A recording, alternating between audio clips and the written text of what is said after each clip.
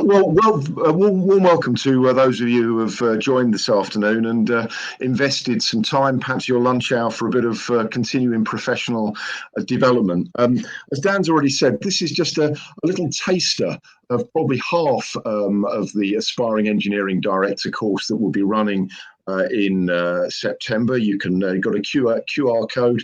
I'll show you the same slide at the end of the webinar for anyone who's wants to scan that and express their interest in the course that we're running in January. Today, as Dan said, is very much a taster of the program. I can't hope in 45 minutes to unpack very far some of what we'll be talking about in the first 2 days, but I hope it's enough to perhaps whet your appetite and to find out a bit more. Very briefly, a bit about myself. I've spent nearly 40 years in business, in commercial roles for the last 17 years, nearly 18 years now. I've run my own training business, and I've got some fairly extensive board experience, which I'll be drawing on to create the content for this program, along with some of my other colleagues, both from Bayes Business School and elsewhere. So there's a pen portrait of me, and I guess that's important because I want to say that what we're going to be talking about this afternoon is not stuff that I've just, read in a book or found on the web or read someone's blog. It's about learned experience, and I hope that I'll be able to earth that from time to time. So stepping up and thinking about perhaps becoming a director from a management or even a senior management role that you've got in the business at the minute is a huge transition. And there's lots and lots of research and evidence about what makes it potentially a successful transition and what makes it a rather more challenging transition. Because when it comes to leadership as opposed to management, almost everything else is different. And I think the key point I want to make is that the very things that have got you to the top of the ladder to your current position, perhaps a senior manager in the business, aren't necessarily the things that will help you in the next step as a board director. In fact, some of them may be very unhelpful. Some of the things that you see on this slide that have got you to where you are not necessarily going to help you in the director role. And doing the same thing that you've done or doing it more energetically is not going to be terribly helpful. There's some interesting evidence, lots of research and evidence around this area. Some of the factors that tend to correlate with people making this jump successfully, you can see on the slide there. You might want to be running a little mental checklist as to how well that's a pen portrait or a picture of yourself. And equally, some of the factors that tend to correlate negatively with people in their first board position as a director. And again, perhaps there's some challenges there for us to think about. What do you think might be some, and I just encourage you to use the chat box here, and although I can't see it at the minute, I can just see the slides. Dan is going to be having a look, see if anything appears in there. What do you think some of the key challenges might be in making that big step from a senior manager to a board role and a director? Again, I'm blind. I'm relying on Dan. I don't know if anything's appearing in the chat box. If there is, Dan, you might want just to tell me give me a flavour of 2 or 3 things that are appearing. If not, it doesn't matter. Nothing coming through yet. We're quiet, okay. A very quiet bunch so far, but you're warming them up, John. You're warming them up. Yeah, well, I hope we're going to. We've got a few questions at the end. I'm going to answer my own question and suggest there might be 10 challenges that you need to think about, that we need to think about in making that move. Here they are here, and I'm just going to go through these fairly quickly, one by one, no more than a taster, but hopefully to provoke you and getting you thinking about these that in a way that you perhaps hadn't thought before. So let's get we'll get started and take you through 10 challenges in a minute. But before I do that, 3 elements to being an effective director in a company. First of all, independence and not being guilty of groupthink. That leads to all kinds of dangers of complacency and lack of innovation and a lack of a plan B. We take as read a degree of competence, but perhaps the behaviours are the most important, and this is where we're going to focus in our brief webinar today. Because up to now, I'm sure that we've all managed ourselves effectively. We've learned a bit of self-control. We've learned something about emotional intelligence. We've learned a bit about how we are perceived to people, but we've also perhaps up to now had something about leading teams. We've understood a bit about leading teams, but actually leading in the organisation is a whole different challenge again, and that's what we need to do when we become directors. So I'm going to suggest 10 keys to becoming an effective director. Here they are. I'll just explain some of these one by one. 10 keys. First of all, become a situational leader. And we have to recognise that having one leadership style is no longer good enough, if indeed it was ever good enough.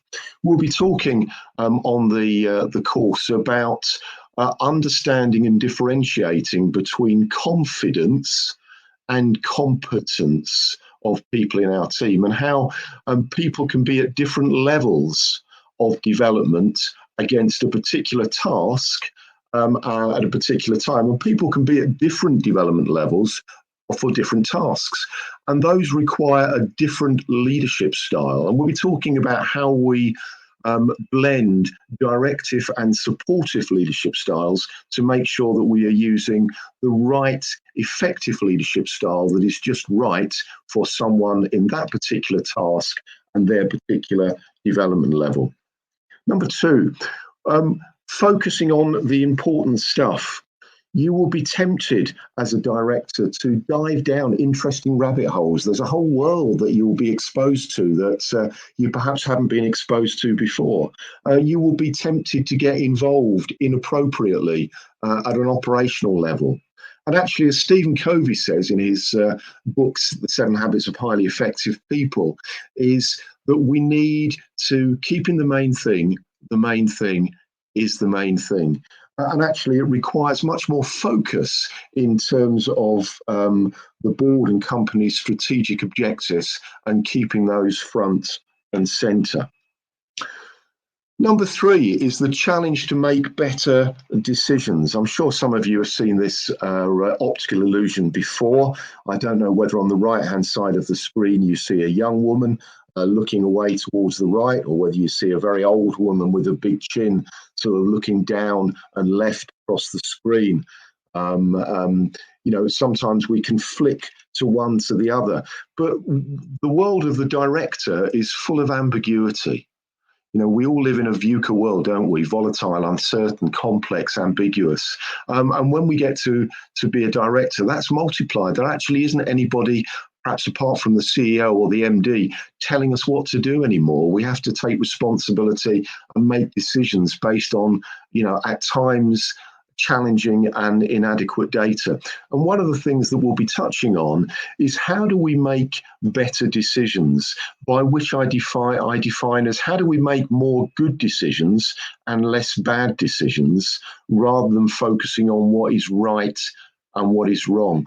Because if we learn how to make good decisions by thinking about the purpose of the decision and the process by which we make decisions, and how that decision might be perceived by others, we will over time make a higher proportion of right decisions. So there's something about focusing on good decisions rather than right decisions in a VUCA world, and we'll be exploring that as well. Number four is about understanding team dynamics. You might think you understand team dynamics, and I'm sure we all do to a certain extent, but we'll be sharing some of the research and the evidence base and challenging ourselves about what our teams actually need to win. And the spoiler alert here isn't necessarily what you think. So becoming experts on team dynamics and high-performing teams, looking at what the evidence base says, will be a key part of our time together. We'll be talking about the utter importance of creating purpose for our teams. So many people focus on team building and team cohesion without ever having a clear sense of why the team exists. There's a lovely story, you may well know it. The year is 1962. And John F. Kennedy, the President of the United States, the year before, has made his famous promise that we'll put a man on the moon within 10 years, a promise that was fulfilled 9 years later in 1970.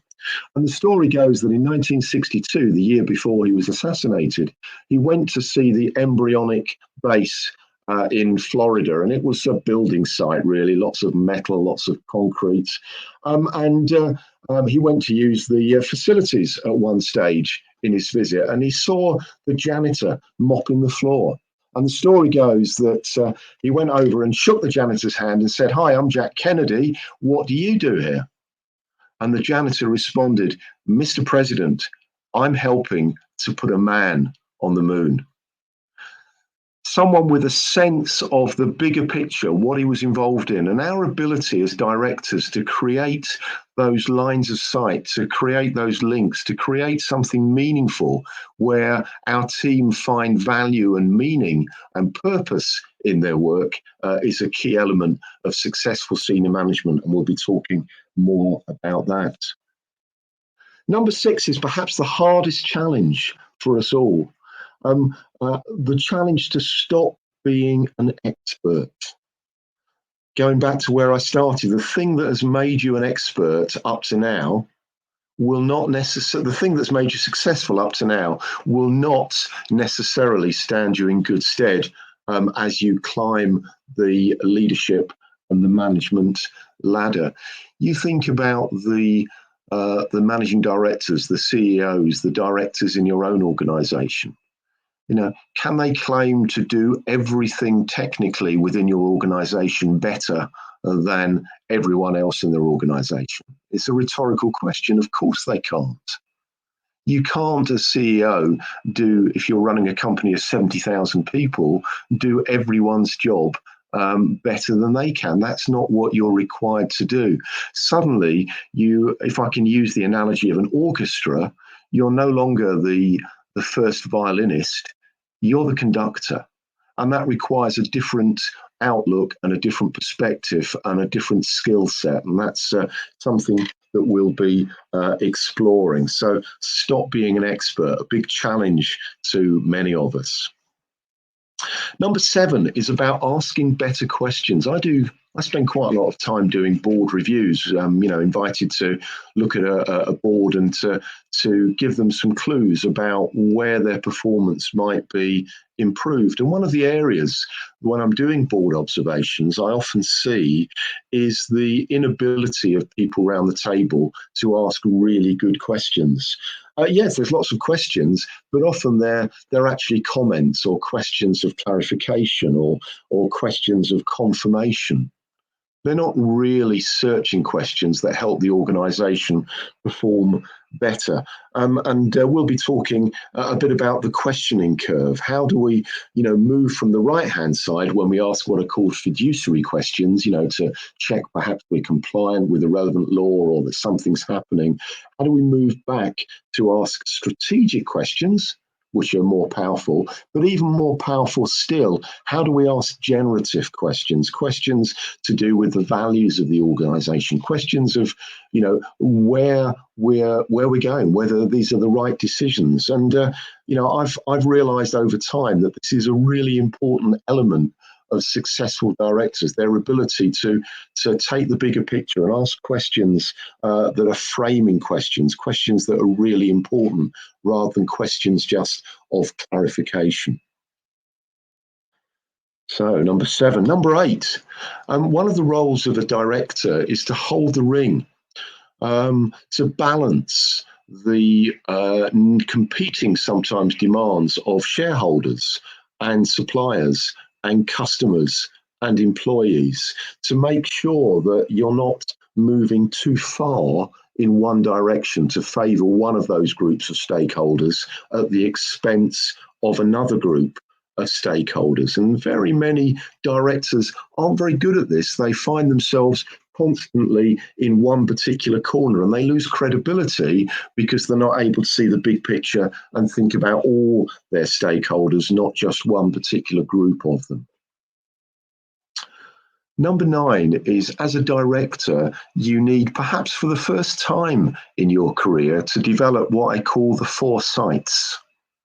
And those 4 sights you can see here. First of all, I need to develop insights, not to be content just with data. You know, most of our organizations are awash with data. We have millions of data points, many of us in our organizations. I once worked for a CEO who said, our job is to turn data into insight, insight into intelligence, and intelligence into wisdom.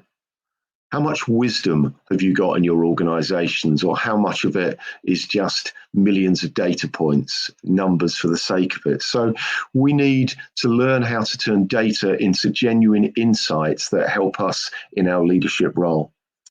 Secondly, we need oversight. We need to understand the big picture. What's really happening? Not in huge detail, because that would be us becoming inappropriately operational. But what's the big picture? Is the organization working as it should do? Have I got that sort of bird's eye view of what the organization is doing and how it's performing?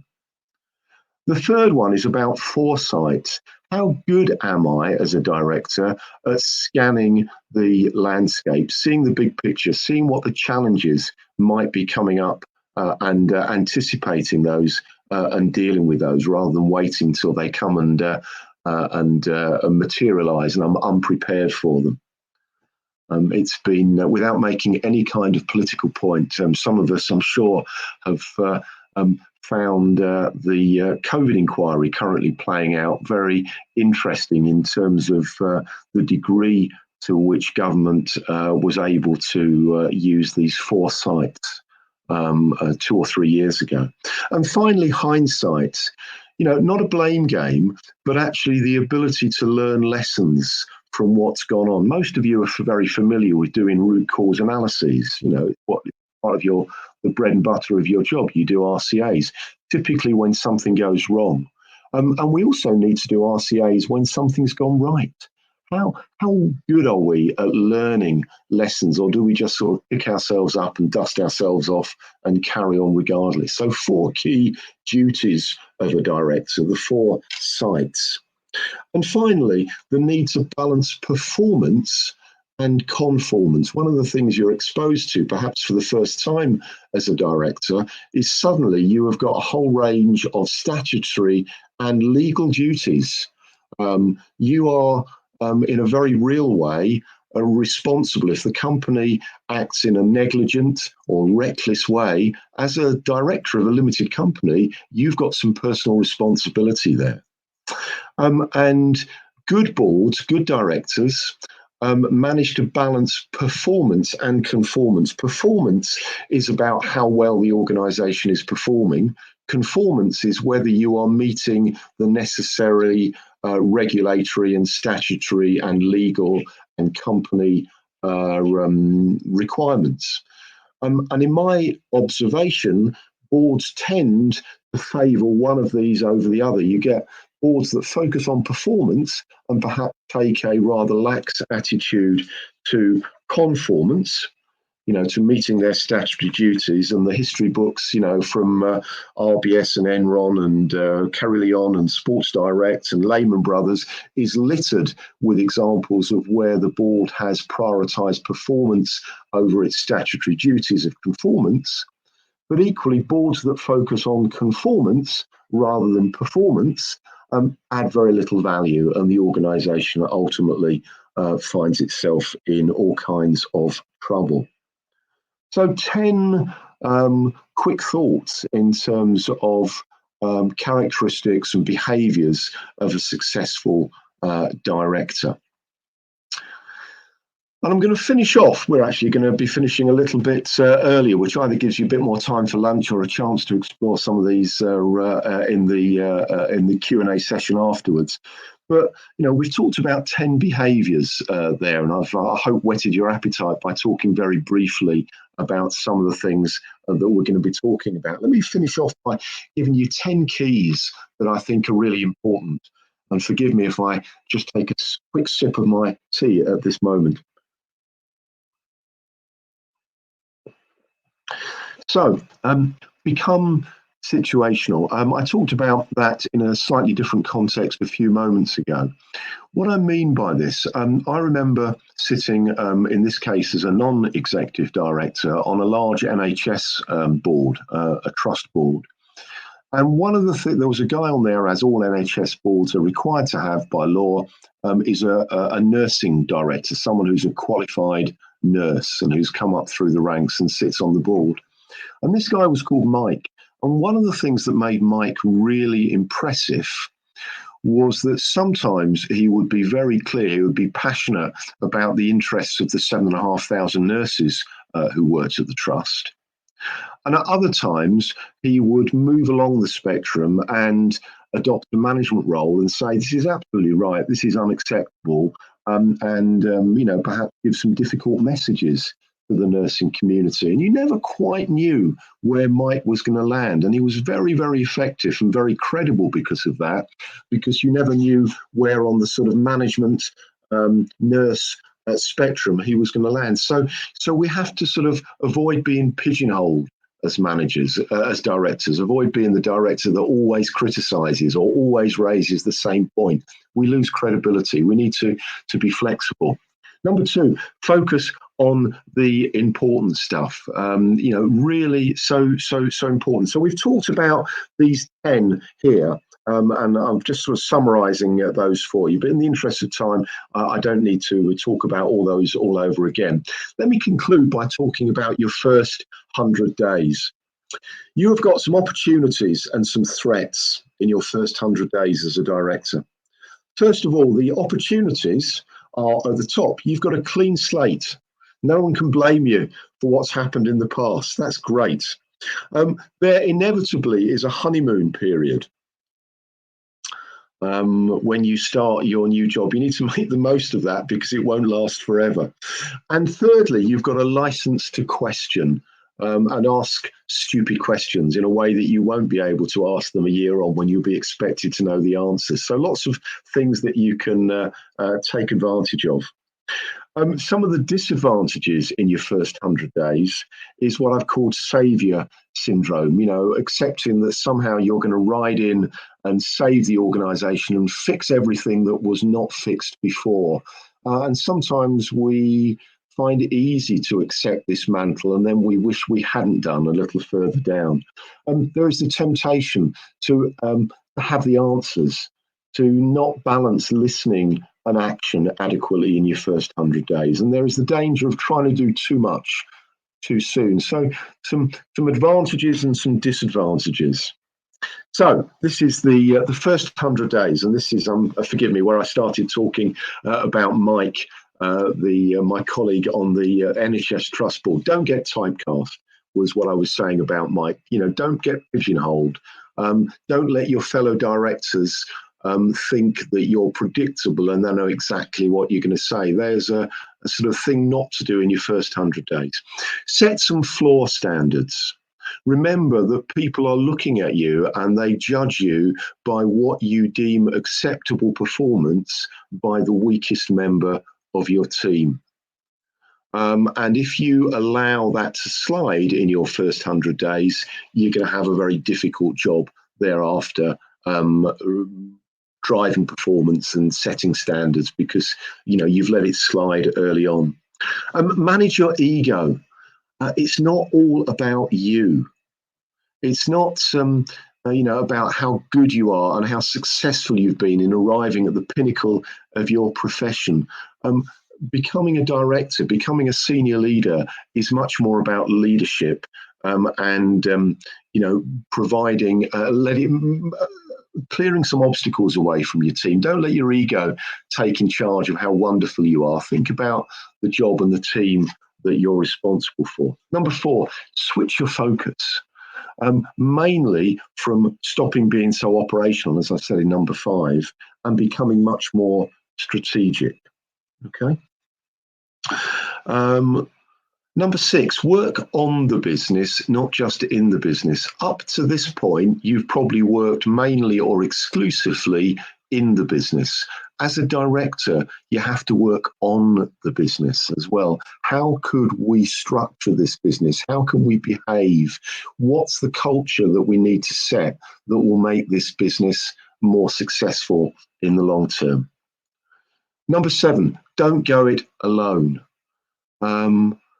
There are so many failures of directors who thought it was all about them and they were the sort of, caped superhero that was going to fly in and sort everything out. You need your team. This is why we'll be spending time thinking about team dynamics and situational leader and what we can do, what the evidence base says that we need to do for successful teams. Don't go it alone. Use your team and build relationships with your fellow directors. Number 8, let go of the old job. If you're not willing to do that, don't step up, because trying to do 2 jobs, your old job and your new job, simultaneously will end in failure. You need to let go of your old job and focus on the new job that you've been given. Number 9, you'll need to set some boundaries. Those might be boundaries about your home work life, what's acceptable, what's not. It might be about your availability and accessibility to your team. It might be around all kinds of areas, but you will need to set some boundaries earlier on, because if you don't set the boundaries early in your time as a director, you're setting yourself up for all kinds of trouble later on. And lastly, finally, secure some early wins. When my colleague Phil talks about change management in day 3, one of the principles of successful change management is secure some early wins. Don't make it all about what we'll do in the future. Secure some early wins, and we'll talk more about that perhaps in day 3 of the program. I mentioned John Kennedy earlier on in the webinar, and I've just talked about the first 100 days. Here's what Kennedy said about his first 100 days as president of the USA. He said, all this will not be finished in the first 100 days, nor will it be finished in the first 1,000 days, not even perhaps in our lifetime on this planet. And little did he know how short his lifetime on this planet was going to be. But let us begin. And what I really want to leave you with is that, I've talked about lots and lots of qualities, attributes, behaviors, key tasks in the first 100 days in this last just over half an hour. You won't do all of that, but don't let trying to be perfect be the enemy of good. And what we'll do in these 4 days, for those of you who want to take that investment and join us, will be, I believe, significantly increasing your chances of both acquiring that director post and being successful in it when that happens. So, IMechE, why train anywhere else? I'm going to turn my camera back on and hand back to Dan, who will facilitate any questions and discussions that anybody wishes to have. So, Dan, back over to you. Lovely. That was really good, John. Thank you so much for that. I thought actually breaking down the kind of those 10 characteristics of the director, really interesting. And then I thought it's actually quite fascinating, those first 100 days element there. Kind of quite scary actually, the impression you've got to make and how you've got to do it. And but yeah, quite, it's definitely an interesting subject, this. And yeah, we're just waiting for some more questions to come through at the moment, John. But I don't know whether or not whether it might be useful if you were able to kind of just give a little bit of maybe a bit more of an insight on the actual program and how it's going to run over the 4 days, sort of breaking down each session, just as a kind of overview on each one, really, just so that the attendees get a good insight into how we're going to run this. You know, things like the online coaching probably is going to be quite useful and helpful to them. Yeah. So there's a wide mixture of things that we're going to be talking about. I mean, the program kicks off with a course dinner on the Monday night, which is the night before we formally start. And then we've got 2 days, the first 2 days led by myself. And I've given you a little bit of a flavour of some of the topics that we might cover in those 2 days. But very broadly speaking, the first day, the Tuesday, is all about leading and managing and how we do that effectively. And the second day, the overall picture on that is high performance teams, and what are they, and how do we create them, and how do we lead them effectively. And some of the stuff we've talked about, well, all of the stuff we've talked about plus a lot more, we will be incorporating in those. I will have a particular separate focus towards the end of day 2 on the first 100 days, and we'll be exploring that, some of the things that I've talked about in a bit more detail, and developing some action plans.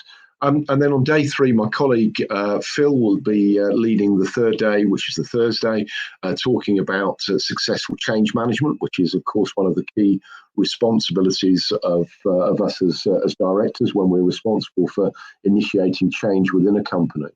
And on day 4, colleagues from Bayes Business School, as Dan mentioned, will be bringing some of their expertise and professional knowledge to talk about the sustainability agenda within leadership. And as Dan says, online coaching available as part of the program after, to make sure that people are able to apply some of the insights that they've learned in their different environments. So that's the oversight. That's the helicopter view down of the 4 days, Tuesday through till Friday in January. Fantastic.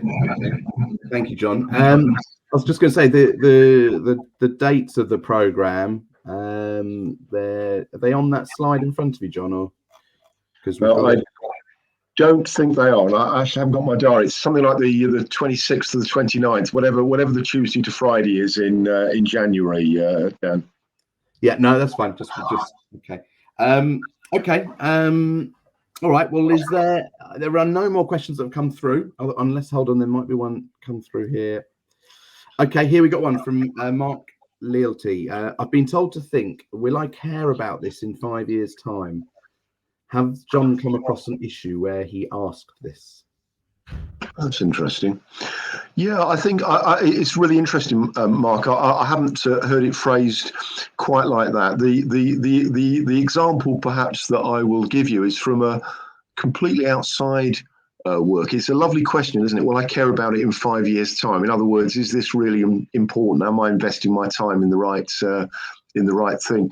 The variation on that question, Mark, which occasionally I have used in my career to people who want to sort of ask me to do this, that, and the other, is if I don't do this, will I go to jail? To which the answer is almost always no.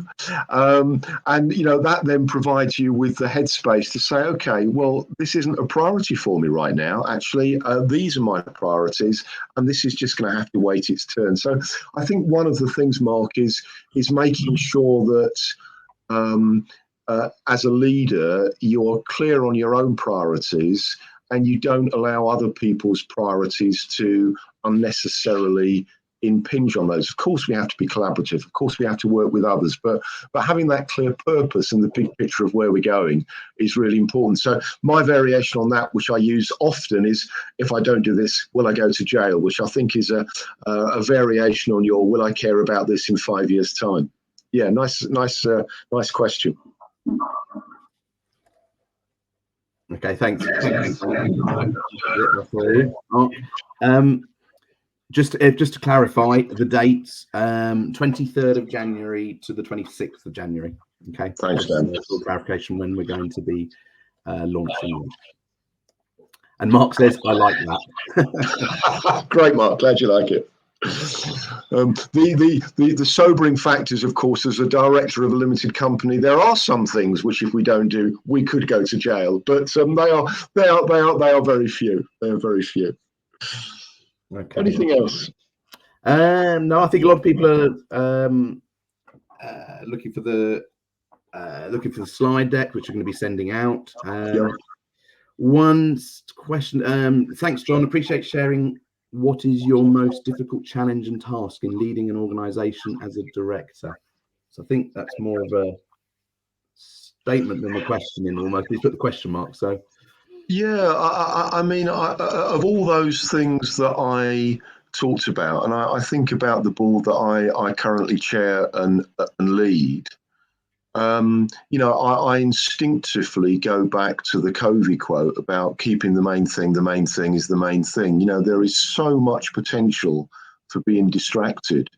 This particular organisation, the board meets 6 times a year, and I limit it to 2.5 hours because I think that's really, the limit of people's meaningful contributions and concentration. So, what I think about is I've got 15 hours with this group of people every year. And it's so it's so easy to be distracted by stuff that, to use Mark's phrase, I won't really care about in 5 years' time. So instinctively, I go back to the Covey quote about the most important thing about leading a large organization or any organization is keeping the main thing the main thing. That's my instinctive response to that statement / question. Thanks, John, and I hope that answered for you, Ahmed. Okay, another question from Barry Swan. Resistance to change is tough, but how do you manage to bring the organisation along with the major shift in mindset of an organisation? Yeah, I mean, Phil will talk lots about this on the Thursday, but just a couple of quick points, Barry. It's interesting you use the phrase resistance to change, and I don't know if you've come across the work of a couple of guys called Beckard and Harris in this respect. They have a little formula that says D multiplied by S multiplied by V is greater than RC, which is resistance to change. And the 3 elements that they talk about is dissatisfaction, strategy and vision. Let me briefly explain each of those 3. So dissatisfaction, there is a real sense in which to drive successful change, I've got to make people unhappy or dissatisfied with the status quo. Otherwise, why would they move? I like it here. I'm comfortable here. And this is what sometimes is called the sort of burning platform element of change. We can't carry on like this. So dissatisfaction. Then the S is steps or strategy. In other words, okay, I'm unhappy, but I sort of need some kind of map, some kind of roadmap, some kind of path. I need to understand how we are going to move out of this situation. And then the final element, the V, is about vision in terms of what does this new future look like? Okay. And Beckard and Harris argue that only when all those 3 elements are present, because it's a multiplication in the formula. So, 1 million times 1 million times 0 is 0. If all these 3 are present. So, you think about that, Barry, dissatisfaction, I'm unhappy with the current state of play and I can see this marvelous new vision, but I haven't a Scooby in terms of how to get there. That's not going to work. Dissatisfaction and a strategy, that's all well and good, but I've no idea where you're leading me towards. That's no good. And strategy and vision without dissatisfaction, well, that all looks great, but I'm comfortable here. So and we'll be talking about, some research from PwC, PricewaterhouseCoopers, that talks about the successful elements and the challenges and the barriers to change. We'll be talking about what John Cotter talks about in terms of his manifesto for change and his 8-step program. We'll be talking about lots and lots of that, including about, how do we shift culture? But perhaps just in, a few pointers, Barry, to whet your appetite and perhaps get you thinking. Okay, brilliant. Thank you, John. Okay, that looks like it for the questions. I just want to probably highlight there's a link that into the chat box that one of my colleagues, Rob Amanzi's put in, leading people to the more information about the training, about the program. But actually, we also got a brochure. So if anybody would like to get access to the brochure, put it into the chat box, and we'll get one emailed out to you as well. So please make us aware, just to say, yeah, please send us a copy of the brochure, put it in the chat box, and we'll get that out over to you as well. Because the web page gives just a very sort of general overview, whereas the brochure gets into more detail for you. So you might find that more useful. Anyway, all right. Well, look, John, thank you very much for joining us today and presenting onto this. And you know, good luck. I hope it all goes really well in next year. It sounds really interesting and a fascinating subject there. But I'm not at that director level yet, so I can't start going. But maybe in the future, as they say, in years to come. But yeah, thank you very much, John. And thank you for everyone who.